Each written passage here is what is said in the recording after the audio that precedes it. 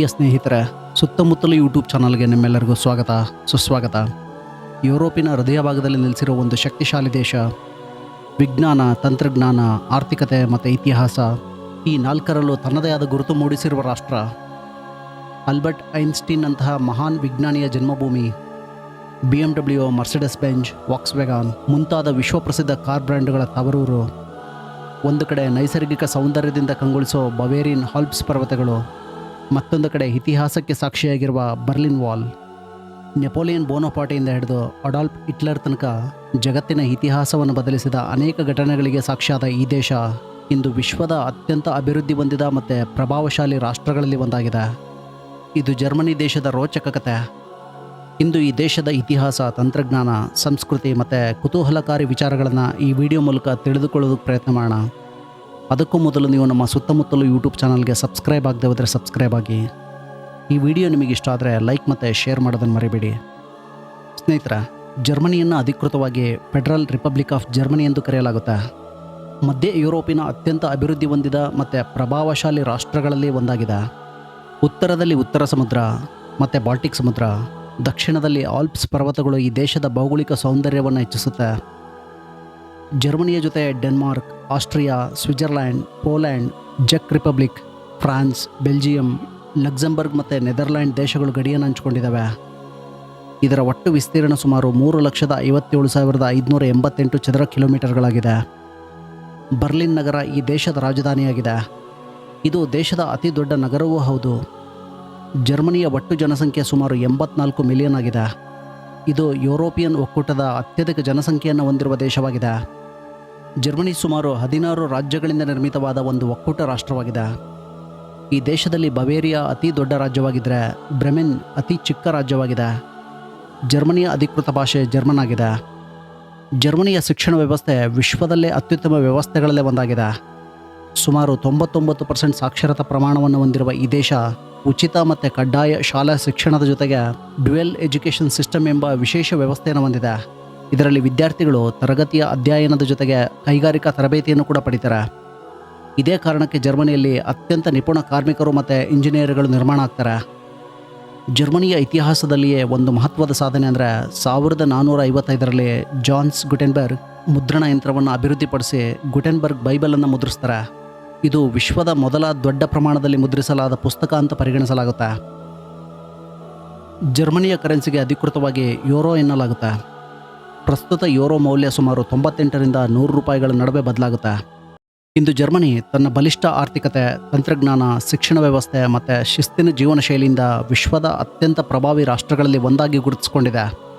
ಜರ್ಮನಿಯ ಇತಿಹಾಸವನ್ನು ಎಣಕ್ಕೆ ನೋಡೋದಾದರೆ ಜರ್ಮನ್ನ ಇತಿಹಾಸ ಫ್ರಾಂಕಿಶ್ ಎಂಪೈರ್ನಿಂದ ಶುರುವಾಗುತ್ತೆ. ಕ್ರಿಸ್ತಶಕ 800ರಲ್ಲಿ ಚಾರ್ಲ್ ಮ್ಯಾಗ್ನೆ ಚಕ್ರವರ್ತಿ ಆಗ್ತಾರೆ. ನಂತರ 843ರಲ್ಲಿ ಸಾಮ್ರಾಜ್ಯ ವಿಭಜನೆಯಾಗಿ ಜರ್ಮನಿಯ ಆರಂಭಿಕ ರೂಪ ಪಡೆದುಕೊಳ್ತು. 962ರಲ್ಲಿ 1ನೇ ಅಟ್ಟೋ ಹಾಲಿ ರೋಮನ್ ಎಂಪೈರನ್ನು ಸ್ಥಾಪಿಸಿದ. ಇದು ಹಲವಾರು ವರ್ಷಗಳ ಕಾಲ ಯುರೋಪಿನಲ್ಲಿ ಪ್ರಭಾವವನ್ನು ಬೀರಿತು. ನಂತರ 1517ರಲ್ಲಿ ಮಾರ್ಟಿನ್ ಲೂಥರ್ ಧಾರ್ಮಿಕ ಸುಧಾರಣಾ ಚಳವಳಿಯನ್ನು ಆರಂಭಿಸಿದರು. ಇದರಿಂದ 30 ಇಯರ್ಸ್ ವಾರ್ ನಡೆಯಿತು ಮತ್ತು ಜರ್ಮನ್ ರಾಜ್ಯಗಳಿಗೆ ಹೆಚ್ಚು ಸ್ವಾತಂತ್ರ್ಯ ಸಿಕ್ತು. 18ನೇ ಶತಮಾನದಲ್ಲಿ ಪ್ರಷ್ಯಾ ಶಕ್ತಿಶಾಲಿಯಾಗಿ ಹೊರಹೊಮ್ಮಿತು. ನಂತರ ನೆಪೋಲಿಯನ್ ಬೋನಪಾರ್ಟೆ ಜರ್ಮನ್ ಪ್ರದೇಶಗಳನ್ನು ಗೆದ್ದು 1806ರಲ್ಲಿ ಹೋಲಿ ರೋಮನ್ ಎಂಪೈರ್ನ ಕೊನೆಗೊಳಿಸ್ತಾನೆ. ಇದರಿಂದ ಜರ್ಮನ್ ರಾಷ್ಟ್ರೀಯತೆಯ ಭಾವನೆ ಹೆಚ್ಚಾಗುತ್ತೆ. 1871ರಲ್ಲಿ ಆಟೋಮನ್ ಬಿಸ್ಮಾರ್ಕ್ ಜರ್ಮನಿಯನ್ನು ಏಕೀಕರಿಸಿ ಜರ್ಮನ್ ಎಂಪೈರನ್ನು ಸ್ಥಾಪಿಸ್ತಾರೆ. ಅದರ ನಂತರ 20ನೇ ಶತಮಾನದಲ್ಲಿ ಜರ್ಮನಿ 2 ವಿಶ್ವ ಯುದ್ಧಗಳನ್ನು ಎದುರಿಸಿತು. ಮೊದಲ ಮಹಾಯುದ್ಧದ ನಂತರ ದೇಶ ದುರ್ಬಲವಾಗುತ್ತೆ. 1933ರಲ್ಲಿ ಅಡಾಲ್ಫ್ ಹಿಟ್ಲರ್ ಅಧಿಕಾರಕ್ಕೆ ಬಂದು 2ನೇ ವಿಶ್ವ ಯುದ್ಧಕ್ಕೆ ಮುನ್ನುಡಿಯನ್ನು ಬರೆದ. ಈ ಯುದ್ಧದಲ್ಲಿ ಲಕ್ಷಾಂತರ ಜನ ಸಾವನ್ನಪ್ಪಿದ್ರು. ಪೂರ್ವ ಮತ್ತು ಪಶ್ಚಿಮ ಜರ್ಮನಿಗಳು 1990ರಲ್ಲಿ ಒಂದಾಗ್ತವೆ. ಇಂದು ಜರ್ಮನಿ ವಿಶ್ವದ ಅತ್ಯಂತ ಶಕ್ತಿಶಾಲಿ ಮತ್ತು ಅಭಿವೃದ್ಧಿಯಾದ ರಾಷ್ಟ್ರಗಳಲ್ಲಿ ಒಂದಾಗಿದೆ. ಜರ್ಮನಿಯ ಆರ್ಥಿಕ ಯಶಸ್ಸಿನ ಹಿಂದೆ ಅದರ ಶಕ್ತಿಶಾಲಿ ಕೈಗಾರಿಕೆಗಳು, ರಫ್ತು ಆಧಾರಿತ ವ್ಯವಸ್ಥೆಯೇ ಇದಕ್ಕೆ ಪ್ರಮುಖ ಕಾರಣವಾಗಿದೆ. ಕಾರುಗಳು, ಯಂತ್ರೋಪಕರಣಗಳು, ರಾಸಾಯನಿಕ ಉತ್ಪನ್ನಗಳು ಮತ್ತು ಅತ್ಯಾಧುನಿಕ ತಂತ್ರಜ್ಞಾನ ಕ್ಷೇತ್ರದಲ್ಲಿ ಜರ್ಮನಿ ವಿಶ್ವದ ಮುಂಚೂಣಿ ರಾಷ್ಟ್ರವಾಗಿದೆ. ಇಲ್ಲಿನ ಸಣ್ಣ ಮತ್ತು ಮಧ್ಯಮ ಗಾತ್ರದ ಉದ್ಯಮಗಳು ಅಂದರೆ SMEಗಳು ಜರ್ಮನ್ ಆರ್ಥಿಕತೆಯ ಬೆನ್ನೆಲುಬು ಎಂದು ಕರೆಯಲಾಗುತ್ತೆ. ಜರ್ಮನಿಯ ಮೂಲಸೌಕರ್ಯ ವಿಶ್ವಮಟ್ಟದ್ದಾಗಿದೆ. ದೇಶದಾದ್ಯಂತ ಬಲವಾದ ರೈಲು, ವಿಮಾನ ಮತ್ತು ಜಲಮಾರ್ಗಗಳ ಜಾಲವಿದೆ. ಡಾಯ್ಶ್ ಬ್ಯಾನ್ ನಡೆಸುವ ಹೈ ಸ್ಪೀಡ್ ರೈಲುಗಳು ಈ ದೇಶದ ಪ್ರಮುಖ ನಗರಗಳನ್ನು ಅತಿ ವೇಗದಲ್ಲಿ ಸಂಪರ್ಕಿಸ್ತವೆ. ಜರ್ಮನಿಯ ಪ್ರಸಿದ್ಧ ಆಟೋಬಾನ್ ಹೆದ್ದಾರಿಯ ಬಗ್ಗೆ ವಿಶ್ವದಾದ್ಯಂತ ಹಲವಾರು ಕುತೂಹಲಕಾರಿ ಸಂಗತಿಗಳು ಪ್ರಸಿದ್ಧವಾಗಿದ್ದಾವೆ. ಅವುಗಳಲ್ಲಿ ಅತ್ಯಂತ ಪ್ರಸಿದ್ಧವಾದದ್ದು ಕೆಲವು ಭಾಗಗಳಲ್ಲಿ ವೇಗದ ಮಿತಿ ಇಲ್ಲದಿರುವುದು. ಅಂದರೆ ಕೆಲವು ನಿರ್ದಿಷ್ಟ ರಸ್ತೆಗಳ ಮೇಲೆ ಚಾಲಕ ತನ್ನ ವಾಹನಗಳನ್ನು ತುಂಬ ವೇಗದಲ್ಲಿ ಓಡಿಸ್ಬೋದು. ಇದರರ್ಥ ಇಲ್ಲಿ ಯಾವುದೇ ರೂಲ್ಸ್ ಇಲ್ಲ ಅಂತ ಅಲ್ಲ. ಜರ್ಮನಿಯ ಹೆದ್ದಾರಿಗಳಲ್ಲಿ ಸುರಕ್ಷತೆಗೆ ಅತ್ಯಂತ ಹೆಚ್ಚಿನ ಮಹತ್ವವನ್ನು ನೀಡಲಾಗುತ್ತೆ. ಈ ದೇಶದಲ್ಲಿ ನೀವು ಚಲಿಸುವಾಗ ನಿಮ್ಮ ವಾಹನದಲ್ಲಿ ಏನಾದರೂ ಇಂಧನ ಮುಗಿದ್ರೆ ಅಥವಾ ಡೀಸೆಲ್ ಅಥವಾ ಪೆಟ್ರೋಲ್ ಇಲ್ಲ ಎನ್ನುವ ಕಾರಣಕ್ಕೆ ಹೆದ್ದಾರಿನಲ್ಲಿ ಏನಾದರೂ ಗಾಡಿ ನಿಂತ್ಕೊಂಡ್ರೆ ಅದನ್ನು ತಪ್ಪು ಅಂತ ಪರಿಗಣಿಸಲಾಗುತ್ತೆ. ಯಾಕೆಂದರೆ ವೇಗವಾಗಿ ಸಂಚರಿಸುವ ರಸ್ತೆಯಲ್ಲಿ ವಾಹನ ನಿಲ್ಲುವುದು ಅಪಘಾತಗಳಿಗೆ ಕಾರಣವಾಗ್ಬೋದು. ಈ ಕಾರಣಕ್ಕೆ ಈ ದೇಶದ ಚಾಲಕರಿಗೆ ದಂಡ ಮತ್ತು ಶಿಕ್ಷೆ ಆಗುತ್ತೆ. ಹಾಗೆ ಜರ್ಮನಿಯ ಹೆದ್ದಾರಿಗಳಲ್ಲಿ ನಡೆದುಕೊಂಡು ಹೋಗೋದು ಕೂಡ ಕಾನೂನು ಬಾಹಿರವಾಗಿದೆ. ಇದೇ ಕಾರಣಕ್ಕೆ ಜರ್ಮನಿಯ ಆಟೋಬಾನ್ ಹೆದ್ದಾರಿ ಜಗತ್ತಿನ ಅತ್ಯಂತ ವೇಗವಾದ ಹಾಗೂ ಸುರಕ್ಷಿತ ಹೆದ್ದಾರಿ ವ್ಯವಸ್ಥೆಗಳಲ್ಲೇ ಒಂದಾಗಿ ಪ್ರಸಿದ್ಧವಾಗಿದೆ. ಜರ್ಮನಿ ಕೇವಲ ಆರ್ಥಿಕತೆ ಮತ್ತು ತಂತ್ರಜ್ಞಾನಕ್ಕಷ್ಟೇ ಅಲ್ಲ, ಪ್ರಜಾಪ್ರಭುತ್ವ ಮತ್ತು ಆಡಳಿತ ವ್ಯವಸ್ಥೆಯಲ್ಲಿಯೂ ಕೂಡ ಬಲಿಷ್ಠ ರಾಷ್ಟ್ರವಾಗಿದೆ. ಶಿಸ್ತಿನ ಜೀವನ ಶೈಲಿ, ಪರಿಣಾಮಕಾರಿ ಆಡಳಿತ ಮತ್ತು ನವೀನತೆಯ ಮೂಲಕ ಇಂದು ಜರ್ಮನಿ ವಿಶ್ವದ ಅತ್ಯಂತ ಪ್ರಭಾವಿ ರಾಷ್ಟ್ರಗಳಲ್ಲಿ ಒಂದಾಗಿ ತನ್ನ ಛಾಪನ್ನು ಮೂಡಿಸಿದೆ. ಜರ್ಮನಿ ವಿಶ್ವದ ಅನೇಕ ಮಹತ್ವದ ಆವಿಷ್ಕಾರಗಳ ಜನ್ಮಭೂಮಿಯೂ ಆಗಿದೆ. ಇಂದು ನಾವು ಪ್ರತಿದಿನ ಬಳಸೋ ಅನೇಕ ತಂತ್ರಜ್ಞಾನಗಳು ಮತ್ತು ಸಾಧನಗಳನ್ನು ಮೊದಲ ಬಾರಿಗೆ ಜರ್ಮನಿಯ ವಿಜ್ಞಾನಿಗಳು ಮತ್ತು ಇಂಜಿನಿಯರ್ಗಳು ವಿಶ್ವಕ್ಕೆ ಪರಿಚಯಿಸಿದರು. ಬಲ್ಬ್ ಅಭಿವೃದ್ಧಿಯಿಂದ ಹಿಡಿದು automobile, diesel engine, X-ray, electron microscope ಮತ್ತು ಕಾಂಟ್ಯಾಕ್ಟ್ ಲೆನ್ಸ್ಗಳವರೆಗೆ ಜರ್ಮನಿಯ ಕೊಡುಗೆ ಅತ್ಯಂತ ಮಹತ್ವದಾಗಿದೆ. ವಿಲ್ಹೆಲ್ಮ್ ಕಾನ್ರಾಡ್ ಎಕ್ಸ್ರೇಗಳನ್ನು ಕಂಡುಹಿಡಿದು ವೈದ್ಯಕೀಯ ಕ್ಷೇತ್ರದಲ್ಲೇ ಕ್ರಾಂತಿಯನ್ನು ತಂದರು. ರೊಡಾಲ್ಫ್ ಡೀಸೆಲ್ ಇಂಜಿನನ್ನು ಅಭಿವೃದ್ಧಿಪಡಿಸಿದರು. ಇದು ಇಂದಿಗೂ ಕೂಡ ವಿಶ್ವದ ಸಾರಿಗೆ ಮತ್ತು ಕೈಗಾರಿಕೆಗಳಲ್ಲಿ ಪ್ರಮುಖ ಪಾತ್ರವನ್ನು ವಹಿಸುತ್ತೆ. ಇವೆಲ್ಲ ಕಾರಣಗಳಿಂದಾಗಿ ಜರ್ಮನಿಯನ್ನು ಇಂದು ವಿಶ್ವದ ಅತ್ಯಂತ ನವೀನ ಮತ್ತು ಇಂಜಿನಿಯರಿಂಗ್ ಶಕ್ತಿಶಾಲಿ ರಾಷ್ಟ್ರಗಳಲ್ಲಿ ಒಂದಾಗಿ ಪರಿಗಣಿಸಲಾಗುತ್ತೆ. ಈ ದೇಶದಲ್ಲಿ ಜನರ ಆರೋಗ್ಯ ಮತ್ತು ಸಾರ್ವಜನಿಕ ಸುರಕ್ಷತೆಗೆ ಅತಿ ಹೆಚ್ಚಿನ ಮಹತ್ವವನ್ನು ಕೊಡಲಾಗುತ್ತೆ. ಆದರೆ ಮತ್ತೊಂದೆಡೆ ಜರ್ಮನಿಯಲ್ಲಿ ಸಾರ್ವಜನಿಕವಾಗಿ ಮದ್ಯಪಾನ ಮಾಡೋದನ್ನು ಅನೇಕ ಸ್ಥಳಗಳಲ್ಲಿ ಕಾನೂನುಬದ್ಧವಾಗಿ ಅನುಮತಿಸಲಾಗಿದೆ. ಇಲ್ಲಿನ ಜನ ಉದ್ಯಾನವನಗಳು, ಬೀದಿಗಳು ಮತ್ತು ವಿಶೇಷ ಕಾರ್ಯಕ್ರಮಗಳಲ್ಲಿ ಬಿಯರ್ ಮತ್ತು ವೈನ್ ಸೇವಿಸೋದು ಇಲ್ಲಿ ಸಾಮಾನ್ಯ ದೃಶ್ಯವಾಗಿರುತ್ತೆ. ಇಲ್ಲಿ ವಿಶೇಷವಾಗಿ ಮದ್ಯಪಾನ ಜರ್ಮನಿಯ ಸಂಸ್ಕೃತಿ ಮತ್ತು ಪರಂಪರೆಯ ಒಂದು ಭಾಗವಾಗಿದೆ. ಇಲ್ಲಿನ ಪ್ರಸಿದ್ಧ ಅಕ್ಟೋಬರ್ ಫೆಸ್ಟ್ ಅದರ ದೊಡ್ಡ ಉದಾಹರಣೆಯಾಗಿದೆ. ಇಲ್ಲಿ ಪ್ರತಿ ವರ್ಷ ಲಕ್ಷಾಂತರ ಜನ ಇದರಲ್ಲಿ ಭಾಗವಹಿಸ್ತಾರೆ. ಜರ್ಮನ್ ಕಾನೂನು ಪ್ರಕಾರ 14 ವರ್ಷ ಮೇಲ್ಪಟ್ಟ ಮಕ್ಕಳು ತಮ್ಮ ಪೋಷಕರ ಸಮ್ಮುಖದಲ್ಲಿ ಬಿಯರ್ ಮತ್ತು ವೈನ್ ಸೇವಿಸ್ಬೋದು. ಹಾಗೆಯೇ 16 ವರ್ಷ ಮೇಲ್ಪಟ್ಟವರು ಸ್ವತಃ ಬಿಯರ್ ಮತ್ತು ವೈನನ್ನು ಖರೀದಿಸ್ಬೋದು. ಇದೇ ಕಾರಣಕ್ಕೆ ಜರ್ಮನಿ ತನ್ನ ಶಿಸ್ತಿನ ಜೀವನ ಶೈಲಿಯ ಜೊತೆಗೆ ವಿಶಿಷ್ಟ ಸಂಸ್ಕೃತಿ ಮತ್ತು ವಿಭಿನ್ನ ಕಾನೂನುಗಳಿಗೂ ಕೂಡ ಪ್ರಸಿದ್ಧವಾಗಿದೆ. ಸ್ನೇಹಿತರೆ, ಇಲ್ಲಿ ಸಾಮಾನ್ಯ ಉದ್ಯೋಗಿಯೊಬ್ಬರು ತಿಂಗಳಿಗೆ 4 ರಿಂದ 5 ಸಾವಿರ ಯೂರೋಗಳವರೆಗೆ ಸಂಬಳವನ್ನು ತಗೊಳ್ತಾರೆ. ಅಂದರೆ ಇದು ನಮ್ಮ ಭಾರತೀಯ ರೂಪಾಯಿಗಳಲ್ಲಿ ಸುಮಾರು 5.5 ಲಕ್ಷ ಆಗಿರುತ್ತೆ. ವೈದ್ಯರು, ಇಂಜಿನಿಯರ್ಗಳು, IT ತಜ್ಞರು ಮತ್ತು ನಿರ್ವಹಣಾ ಹುದ್ದೆಗಳಲ್ಲಿ ಕೆಲಸ ಮಾಡುವವರು ಇದಕ್ಕಿಂತ ಹೆಚ್ಚಿನ ಆದಾಯವನ್ನು ಗಳಿಸ್ತಾರೆ. ಆದರೆ ಜರ್ಮನಿಯಲ್ಲಿ ಸಂಬಳ ಹೆಚ್ಚು ಇರುವಂತೆ ತೆರಿಗೆ ಮತ್ತು ಸಾಮಾಜಿಕ ಭದ್ರತಾ ಕೊಡುಗೆಗಳು ಕೂಡ ಹೆಚ್ಚಾಗಿರ್ತವೆ. ಆದ್ದರಿಂದ ಇಲ್ಲಿ ಉದ್ಯೋಗಿಯ ಟೇಕ್ ಹೋಮ್ ಸ್ಯಾಲ್ರಿ ಕಡಿಮೆ ಆಗುತ್ತೆ. ಜೀವನ ವೆಚ್ಚದ ವಿಷಯಕ್ಕೆ ಬಂದರೆ ಈ ದೇಶದಲ್ಲಿ ಮನೆ ಬಾಡಿಗೆ ಅತಿ ದೊಡ್ಡ ಖರ್ಚಾಗಿದೆ. ವಿಶೇಷವಾಗಿ ಬರ್ಲಿನ್, ಮ್ಯೂನಿಚ್ ಮತ್ತು ಹ್ಯಾಂಬರ್ಗ್ನಂತಹ ದೊಡ್ಡ ನಗರಗಳಲ್ಲಿ ಬಾಡಿಗೆ ದರಗಳು ತುಂಬ ಹೆಚ್ಚಾಗಿರ್ತವೆ. ಇದರ ಜೊತೆಗೆ ಆಹಾರ, ವಿದ್ಯುತ್, ಇಂಟರ್ನೆಟ್ ಮತ್ತು ಸಾರಿಗೆ ವೆಚ್ಚಗಳು ಕೂಡ ಸೇರಿಕೊಳ್ತವೆ. ಸಾಮಾನ್ಯವಾಗಿ ಒಬ್ಬ ವ್ಯಕ್ತಿ ಆರಾಮದಾಯಕ ಜೀವನ ನಡೆಸೋದಕ್ಕೆ ಈ ದೇಶದಲ್ಲಿ ಸುಮಾರು 1500 ರಿಂದ 3000 ಯೂರೋಗಳವರೆಗೆ ಖರ್ಚಾಗುತ್ತೆ. ಆದಾಗ್ಯೂ ಈ ದೇಶ ಉತ್ತಮ ಸಂಬಳ, ಉನ್ನತ ಮಟ್ಟದ ಆರೋಗ್ಯ ಸೇವೆ, ಗುಣಮಟ್ಟದ ಶಿಕ್ಷಣ ಮತ್ತು ಸುರಕ್ಷಿತ ಜೀವನ ಶೈಲಿಯಿಂದ ವಿಶ್ವದಾದ್ಯಂತ ಲಕ್ಷಾಂತರ ಜನರನ್ನು ಆಕರ್ಷಿಸ್ತಾ ಇದೆ.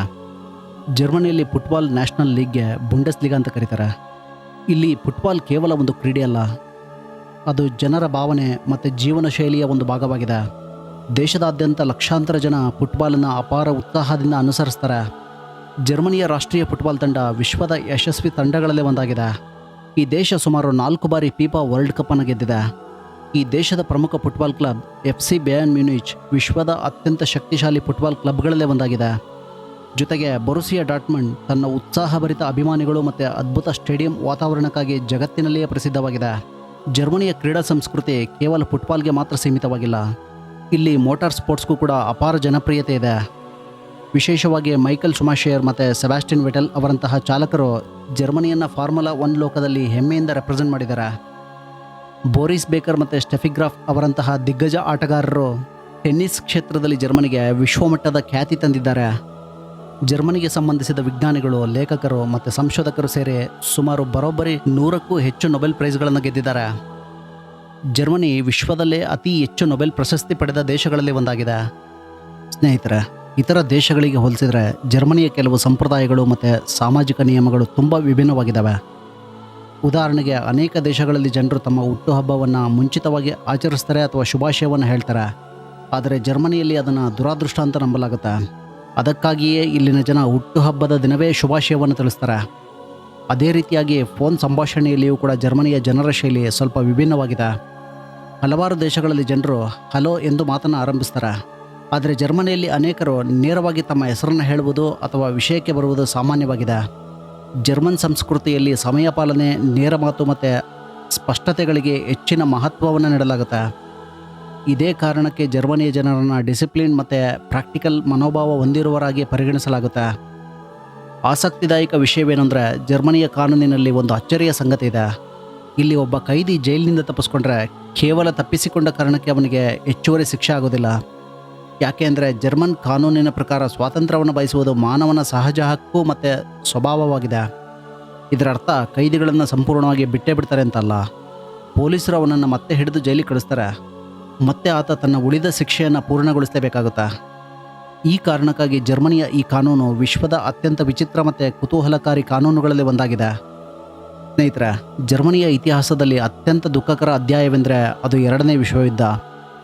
ಆ ಸಮಯದಲ್ಲಿ ನಾಜಿ ಆಡಳಿತ ಜಗತ್ತಿನಾದ್ಯಂತ ಭಯ ಮತ್ತು ವಿನಾಶವನ್ನು ಉಂಟುಮಾಡ್ತು. ಹಿಟ್ಲರ್ ಮತ್ತು ಅವನ ಸೈನ್ಯ ಬಳಸ್ತಾ ಇದ್ದ ವಿಶೇಷ ಕೈ ಎತ್ತುವ ಅಭಿನಂದನೆಯನ್ನು ನಾಜಿ ಸೆಲ್ಯೂಟ್ ಎಂದು ಕರೆಯಲಾಗುತ್ತೆ. ಇಂದು ಜರ್ಮನಿಯಲ್ಲಿ ಈ ರೀತಿಯ ಸಲ್ಯೂಟನ್ನು ಮಾಡುವುದು ಕಾನೂನು ಬಾಹಿರವಾಗಿದೆ. ಯಾರಾದರೂ ಇದನ್ನು ಮಾಡಿದರೆ ಶಿಕ್ಷೆಯಾಗುತ್ತೆ. ಸ್ನೇಹಿತರೆ, ನಿಮ್ಮಲ್ಲಿ ಹಲವರಿಗೆ ಫಾಂಟಾ ಎಂಬ ಕೋಲ್ಡ್ ಡ್ರಿಂಕ್ ಬಗ್ಗೆ ಗೊತ್ತಿರುತ್ತೆ. ಈ ಪಾನೀಯದ ಹುಟ್ಟಿನ ಹಿಂದೆ ಒಂದು ಆಸಕ್ತಿದಾಯಕ ಇತಿಹಾಸ ಇದೆ. 1939ರಲ್ಲಿ 2ನೇ ವಿಶ್ವಯುದ್ಧ ಆರಂಭವಾದ ನಂತರ ಜರ್ಮನಿ ಮತ್ತು ಅಮೆರಿಕ ನಡುವಿನ ವ್ಯಾಪಾರಕ್ಕೆ ದೊಡ್ಡ ಎಫೆಕ್ಟ್ ಆಯಿತು. ಆ ಸಮಯದಲ್ಲಿ ಜರ್ಮನಿಯ ಕೋಕಾ ಕೋಲಾ ವಿಭಾಗದ ಮುಖ್ಯಸ್ಥರಾಗಿದ್ದ ಮ್ಯಾಕ್ಸ್ ಕೇತ್ ಹೊಸ ಪಾನೀಯವನ್ನು ತಯಾರಿಸುವ ಆಲೋಚನೆಯನ್ನು ಮಾಡ್ತಾರೆ. ಲಭ್ಯವಿದ್ದ ಹಣ್ಣುಗಳ ಅವಶೇಷಗಳು ಮತ್ತು ಇತರ ಪದಾರ್ಥಗಳನ್ನು ಬಳಸಿ ಅವರು ಒಂದು ಕೋಲ್ಡ್ ಡ್ರಿಂಕನ್ನು ಸೃಷ್ಟಿಸ್ತಾರೆ. ಅದಕ್ಕೆ ಫ್ಯಾಂಟಾ ಎಂದು ಹೆಸರು ಇಡಲಾಯಿತು. ಆಶ್ಚರ್ಯಕರ ಸಂಗತಿ ಅಂದರೆ, ಯುದ್ಧದ ಕಠಿಣ ಸಮಯದಲ್ಲಿ ಹುಟ್ಟಿದ ಈ ಪಾನೀಯ ನಂತರ ಜಗತ್ತಿನಾದ್ಯಂತ ಜನಪ್ರಿಯವಾಯಿತು. ಸ್ನೇಹಿತರೆ, ಈ ದೇಶದ ಬರ್ಲಿನ್ ವಾಲ್ ಜರ್ಮನಿಯ ಇತಿಹಾಸದಲ್ಲಿನ ಅತ್ಯಂತ ಪ್ರಸಿದ್ಧ ಮತ್ತು ಭಾವನಾತ್ಮಕ ಘಟನೆಗಳಲ್ಲಿ ಒಂದಾಗಿದೆ. 2ನೇ ವಿಶ್ವಯುದ್ಧದ ನಂತರ ಜರ್ಮನಿಯನ್ನು ಪೂರ್ವ ಮತ್ತು ಪಶ್ಚಿಮ ಭಾಗಗಳಾಗಿ ಡಿವೈಡ್ ಮಾಡಲಾಯಿತು. ಇದೇ ರೀತಿ ಬರ್ಲಿನ್ ನಗರವೂ ಕೂಡ 2 ಭಾಗಗಳಾಯಿತು. ಇದಕ್ಕೆ ಪೂರ್ವ ಬರ್ಲಿನ್ ಮತ್ತು ಪಶ್ಚಿಮ ಬರ್ಲಿನ್ ಎಂದು ಕರೆಯಲಾಯಿತು. 1961ರ ಆಗಸ್ಟ್ 13ರಂದು ಒಂದು ರಾತ್ರಿ ಒಳಗೆ ಪೂರ್ವ ಜರ್ಮನಿ ಸರ್ಕಾರ ಬರ್ಲಿನ್ನಲ್ಲಿ ದೊಡ್ಡ ಗೋಡೆ ನಿರ್ಮಾಣವನ್ನು ಆರಂಭಿಸಿತು. ಕೆಲವೇ ಗಂಟೆಗಳಲ್ಲಿ ನಗರವನ್ನು 2 ಭಾಗಗಳಾಗಿ ವಿಭಜಿಸಲಾಯಿತು. ಈ ಗೋಡೆಯ ಉದ್ದೇಶ ಪೂರ್ವ ಜರ್ಮನಿಯ ಜನರು ಪಶ್ಚಿಮ ಭಾಗಕ್ಕೆ ತೆರಳೋದನ್ನು ತಡೆಯುವುದಾಗಿತ್ತು. ಯಾಕೆಂದರೆ ಸಾವಿರಾರು ಜನ ಉತ್ತಮ ಜೀವನ ಮತ್ತು ಸ್ವಾತಂತ್ರ್ಯಕ್ಕಾಗಿ ಪಶ್ಚಿಮ ಬರ್ಲಿನ್ಗೆ ವಲಸೆ ಹೋಗ್ತಾ ಇದ್ರು. ಸುಮಾರು 28 ವರ್ಷಗಳ ಕಾಲ ಈ ಗೋಡೆ ಕುಟುಂಬಗಳು, ಸ್ನೇಹಿತರು ಮತ್ತು ಒಂದು ನಗರವನ್ನೇ ಬೇರ್ಪಡಿಸ್ತು. ಅನೇಕ ಜನರು ಗೋಡೆಯನ್ನು ದಾಟೋದಕ್ಕೆ ಪ್ರಯತ್ನಿಸಿದರು, ಆದರೆ ಹಲವರು ಅದರಲ್ಲಿ ಪ್ರಾಣ ಕಳೆದುಕೊಂಡ್ರು. ಆದರೆ 1989ರ ನವೆಂಬರ್ 9ರಂದು ಇತಿಹಾಸ ಬದಲಾಯಿತು. ಜನರ ಪ್ರತಿಭಟನೆಗಳು ಮತ್ತು ರಾಜಕೀಯ ಬದಲಾವಣೆಗಳ ಪರಿಣಾಮವಾಗಿ ಬರ್ಲಿನ್ ಗೋಡೆ ಕುಸಿತು. ಪೂರ್ವ ಮತ್ತು ಪಶ್ಚಿಮ ಜರ್ಮನಿ ಮತ್ತೆ ಒಂದಾದವು. ಇದು ಇತಿಹಾಸದಲ್ಲಿಯೇ ಒಂದು ವಿರಳ ಸಾಕ್ಷಿಯಾಗಿದೆ. ಇಂದು ಬರ್ಲಿನ್ ಗೋಡೆಯ ಕೆಲವು ಭಾಗಗಳನ್ನು ಇತಿಹಾಸದ ನೆನಪಿಗಾಗಿ ಉಳಿಸಲಾಗಿದೆ. ಅವುಗಳನ್ನು ನೋಡೋದಕ್ಕೆ ಪ್ರತಿ ವರ್ಷ ಲಕ್ಷಾಂತರ ಪ್ರವಾಸಿಗರು ಜರ್ಮನಿಗೆ ಭೇಟಿ ನೀಡ್ತಾರೆ. ಪ್ರಪಂಚದಲ್ಲಿ ನಿಮಗೆ ಒಡೆದಿರೋ ಮನೆಗಳು ಒಂದಾಗಿರೋದು ಉದಾಹರಣೆಗಳು ಸಿಗುತ್ತೆ. ಆದರೆ ಒಡೆದಿರೋ ಮನೆಗಳು ಮತ್ತು ಒಡೆದಿರೋ ರಾಷ್ಟ್ರಗಳು ಒಂದಾಗಿರೋ ಉದಾಹರಣೆ ಕೇವಲ ಒಂದು ಮಾತ್ರ ಸಿಗುತ್ತೆ. ಅದು ಈ ಜರ್ಮನಿ. ಬರ್ಲಿನ್ ನಗರದಲ್ಲಿ 5 ವಿಶ್ವಪ್ರಸಿದ್ಧ ಮ್ಯೂಸಿಯಂಗಳಿವೆ. ಅವುಗಳಲ್ಲಿ ಅನೇಕ ಅಪರೂಪದ ಕಲಾಕೃತಿಗಳು ಮತ್ತು ಐತಿಹಾಸಿಕ ಸಂಪತ್ತನ್ನು ಸಂರಕ್ಷಿಸಲಾಗಿದೆ. ಇಲ್ಲಿರುವ ಕ್ರೂಸ್ಬರ್ಗ್ ಮತ್ತು ಫ್ರೆಂಚ್ ಲಾಯರ್ಬರ್ಗ್ ಪ್ರದೇಶಗಳು ತಮ್ಮ ಸ್ವೀಟ್ ಹಾರ್ಟ್, ಪರ್ಯಾಯ ಸಂಸ್ಕೃತಿ ಮತ್ತು ರಾತ್ರಿ ಜೀವನಕ್ಕಾಗಿ ಪ್ರಸಿದ್ಧವಾಗಿದ್ದಾವೆ. ಇದೇ ಕಾರಣಕ್ಕೆ ಬರ್ಲಿನ್ ಯುರೋಪಿನ ಅತ್ಯಂತ ಜೀವಂತ ಮತ್ತು ಸೃಜನಾತ್ಮಕ ನಗರಗಳಲ್ಲಿ ಒಂದು ಅಂತ ಪರಿಗಣಿಸಲಾಗಿದೆ. ಸ್ನೇಹಿತರೆ, ಈ ದೇಶದ ಮತ್ತೊಂದು ಅದ್ಭುತ ನಗರ ಮ್ಯೂನಿಚ್. ಇದು ಸಂಪ್ರದಾಯ ಮತ್ತು ಆಧುನಿಕತೆಯ ಸುಂದರ ಮಿಶ್ರಣವಾಗಿದೆ. ಮ್ಯೂನಿಚ್ ಹತ್ತಿರದಲ್ಲಿರೋ ನ್ಯೂಶ್ವಾನ್ಸ್ಟೈನ್ ಕೋಟೆ ವಿಶ್ವದ ಅತ್ಯಂತ ಸುಂದರ ಕೋಟೆಗಳಲ್ಲೇ ಒಂದಾಗಿದೆ. ಫೆರಿಟೆಲ್ ಕ್ಯಾಸಲ್ ಎಂದು ಪ್ರಸಿದ್ಧವಾಗಿರುವ ಈ ಕೋಟೆ ವಾಲ್ಟ್ ಡಿಸ್ನೆ ಚಿತ್ರದ ಸ್ಲೀಪಿಂಗ್ ಬ್ಯೂಟಿ ಕ್ಯಾಸ್ಟಲ್ಗೆ ಸ್ಫೂರ್ತಿಯಾಗಿದೆ ಅಂತ ಹೇಳಲಾಗುತ್ತೆ. ಈ ನಗರದ ಮಧ್ಯಭಾಗದಲ್ಲಿರೋ ಮೇರಿಯನ್ ಫ್ಲಾಟ್ಸ್ ತನ್ನ ಐತಿಹಾಸಿಕ ಕಟ್ಟಡಗಳು ಮತ್ತು ಗ್ಲೋಕೆನ್ ಸ್ಟೀಲ್ ಗಡಿಯಾರ ಗೋಪುರಕ್ಕಾಗಿ ಪ್ರಸಿದ್ಧವಾಗಿದೆ. ಪ್ರತಿದಿನ ಇಲ್ಲಿ ಸಂಗೀತದೊಂದಿಗೆ ಗಡಿಯಾರದ ಪ್ರದರ್ಶನ ನಡೆಯುತ್ತೆ. ಇಲ್ಲಿನ ಇಂಗ್ಲಿಷ್ ಗಾರ್ಡನ್ ಯುರೋಪಿನ ಅತಿ ದೊಡ್ಡ ನಗರ ಉದ್ಯಾನವನಗಳಲ್ಲಿ ಒಂದಾಗಿದೆ. ಮ್ಯೂನಿಚ್ ತನ್ನ ಅಕ್ಟೋಬರ್ ಫೆಸ್ಟ್ ಮತ್ತು ಬಿಯರ್ ಸಂಸ್ಕೃತಿಗಾಗಿ ವಿಶ್ವಪ್ರಸಿದ್ಧವಾಗಿದೆ. ಇಲ್ಲಿನ ಹಬ್ಬದ ಸಮಯದಲ್ಲಿ ಇಡೀ ನಗರ ಸಂಭ್ರಮದಿಂದ ಕೂಡಿರುತ್ತೆ. ಸ್ನೇಹಿತರೆ, ಈ ದೇಶದ ಫ್ರಾಂಕ್ಫರ್ಟ್ ಸಿಟಿ ಆಧುನಿಕತೆ ಮತ್ತು ಇತಿಹಾಸದ ಅದ್ಭುತ ಸಂಯೋಜನೆಯನ್ನು ಅನುಭವಿಸುವ ಅವಕಾಶವನ್ನು ನೀಡುತ್ತೆ. ಈ ನಗರ ತನ್ನ ಗಗನಚುಂಬಿ ಕಟ್ಟಡಗಳು, ಐತಿಹಾಸಿಕ ತಾಣಗಳು ಮತ್ತು ಹಣಕಾಸು ಕೇಂದ್ರಗಳಿಗಾಗಿ ವಿಶ್ವದಾದ್ಯಂತ ಪ್ರಸಿದ್ಧವಾಗಿದೆ. ಈ ನಗರದ ಹೃದಯ ಭಾಗದಲ್ಲಿರೋ ರೋಮರ್ಬರ್ಗ್ ಸ್ಕ್ವೇರ್ ತನ್ನ ಸುಂದರ ಅರ್ಧಮರದ ಮನೆಗಳು ಮತ್ತು ಐತಿಹಾಸಿಕ ವಾತಾವರಣದಿಂದ ಪ್ರವಾಸಿಗರನ್ನು ಆಕರ್ಷಿಸುತ್ತೆ. ಅದರ ಸಮೀಪದಲ್ಲಿ ಇರುವ ಗೋತೆ ಹೌಸ್ ಮಹಾನ್ ಜರ್ಮನ್ ಸಾಹಿತ್ಯಕಾರ ಜಾನ್ ಉಲ್ಫ್ಗ್ಯಾಂಗ್ ವಾನ್ ಗೋತೆ ಅವರ ಜನ್ಮಸ್ಥಳವಾಗಿದೆ. ಸಾಹಿತ್ಯ ಪ್ರಿಯರಿಗೆ ಇದು ವಿಶೇಷ ಅನುಭವವನ್ನು ನೀಡುವ ಸ್ಥಳವಾಗಿದೆ. ಇದರ ಸಮೀಪವೇ ಇರುವ ಐಡಲ್ಬರ್ಗ್ ನಗರ ನೆಕ್ಕರ್ ನದಿ ದಡದಲ್ಲಿರೋ ತನ್ನ ರೊಮ್ಯಾಂಟಿಕ್ ಸೌಂದರ್ಯ ಮತ್ತು ವಿಶ್ವವಿದ್ಯಾಲಯಗಳಿಗೆ ಪ್ರಸಿದ್ಧವಾಗಿದೆ. ಇಲ್ಲಿರುವ ಹೈಡಲ್ಬರ್ಗ್ ಕ್ಯಾಸ್ಟಲ್ ಈ ನಗರದ ಇತಿಹಾಸ ಮತ್ತು ವಾಸ್ತುಶಿಲ್ಪದ ಅದ್ಭುತ ಉದಾಹರಣೆಯಾಗಿದೆ. ಹಳೆಯ ಪಟ್ಟಣದ ಕಿರಿದಾದ ಬೀದಿಗಳಲ್ಲಿ ನಡೀತಾ ಬರುಕ್ ಶೈಲಿಯ ಕಟ್ಟಡಗಳನ್ನು ನೋಡೋದು ಮತ್ತು ಕೆಫೆಗಳಲ್ಲಿ ಕಾಫಿಯನ್ನು ಸವಿಯೋದು ಪ್ರವಾಸಿಗರಿಗೆ ವಿಶಿಷ್ಟ ಅನುಭವವನ್ನು ನೀಡುತ್ತೆ. ಸ್ನೇಹಿತರೆ, ಹೇಳ್ತಾ ಹೋದರೆ ಈ ದೇಶದಲ್ಲಿ ಇನ್ನೂ ಸಾಕಷ್ಟು ವೈಶಿಷ್ಟ್ಯತೆಗಳು ಮತ್ತು ನಗರಗಳು ಕಾಣಿಸುತ್ತವೆ. ವಿಜ್ಞಾನ, ತಂತ್ರಜ್ಞಾನ, ಇತಿಹಾಸ, ಸಂಸ್ಕೃತಿ ಮತ್ತು ನೈಸರ್ಗಿಕ ಸೌಂದರ್ಯ, ಈ ಎಲ್ಲದರ ಅದ್ಭುತ ಸಂಯೋಜನೆಯೇ ಜರ್ಮನಿ. ಈ ವಿಡಿಯೋ ಇಷ್ಟ ಆದರೆ ಶೇರ್ ಮಾಡೋದನ್ನು ಮರಿಬೇಡಿ. ಇಂತಹ ಇನ್ನಷ್ಟು ರೋಚಕ ವಿಶ್ವ ಡಾಕ್ಯುಮೆಂಟ್ರಿಗಳಿಗಾಗಿ ಸುತ್ತಮುತ್ತಲು ಯೂಟ್ಯೂಬ್ ಚಾನಲ್ಗೆ ಸಬ್ಸ್ಕ್ರೈಬ್ ಆಗೋದನ್ನು ಮರಿಬೇಡಿ. ಮುಂದಿನ ವಿಡಿಯೋದಲ್ಲಿ ಮತ್ತೆ ಭೇಟಿಯಾಗೋಣ. ವೀಕ್ಷಿಸಿದ್ದಕ್ಕಾಗಿ ಧನ್ಯವಾದಗಳು. Take care.